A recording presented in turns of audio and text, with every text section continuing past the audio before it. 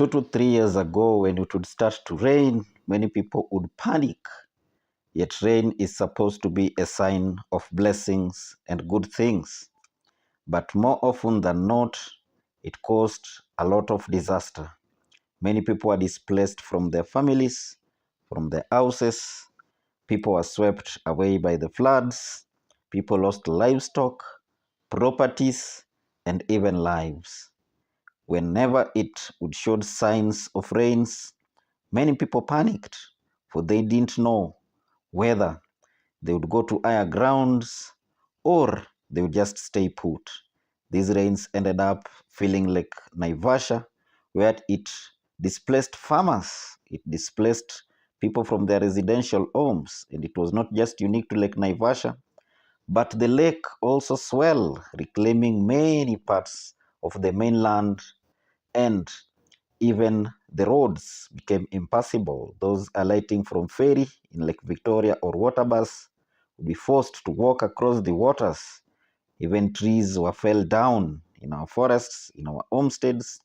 Trees that had existed for so many years fell down due to huge and mighty winds that swept across. Electricity poles also were not spared.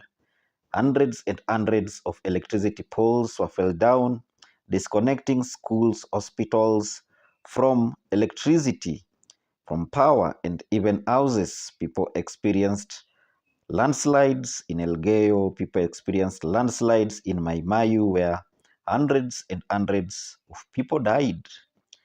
Then even families with young children, families with old people in the villages were not spared, because when nature strikes, then it strikes completely. But nature is never wrong. So what was wrong with Mother Nature? Time will tell. Even our most safest spaces, places of worship which hosted refugees from other countries, were not spared, were destroyed, and more people were displaced. But for how long should we lament? That's why we came up with early warning systems, deploying our volunteers across the country, not only in informal settlements in the cities, but across rural areas, in deep inside the counties, to caution people about early warning systems, preparing farmers when to plant, when to harvest, when to weed, preparing schools that the children are safe in certain times, and also involving persons living with disabilities, because they were the most affected during floods and even droughts. Ladies and gentlemen, we have embraced early warning systems even in terms of technology, where today we are installing TENZY systems in informal settlements and rural areas, where TENZY subscribers are able to get early warning systems whenever there's flash floods, fires, and even droughts. We are even fixing TENZY systems in wildlife habitats, because we have experienced loss of many animals due to wildlife fires and drought. And so wildlife habitats are also enjoying TENZY services.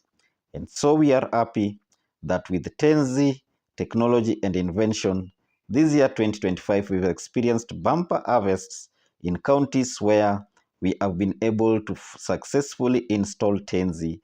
And that is our joy as a community, our joy as a CBO. And we say, let's continue embracing TENZY.